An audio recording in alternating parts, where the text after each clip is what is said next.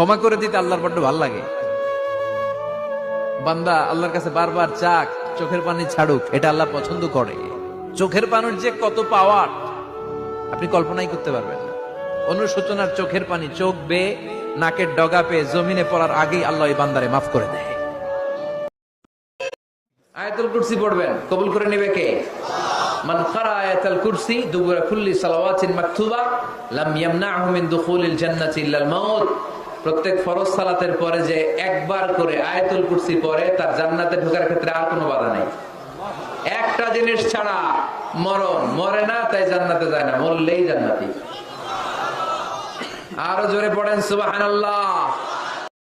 সব ইস্তেগফারের শ্রেষ্ঠ ইস্তেগফারের নাম সাইয়্যিদুল ইস্তেগফার। এই সাইয়্যিদুল ইস্তেগফার দিনের বেলা যে পড়বে ওই দিনে মারা গেলে সে জান্নাতি।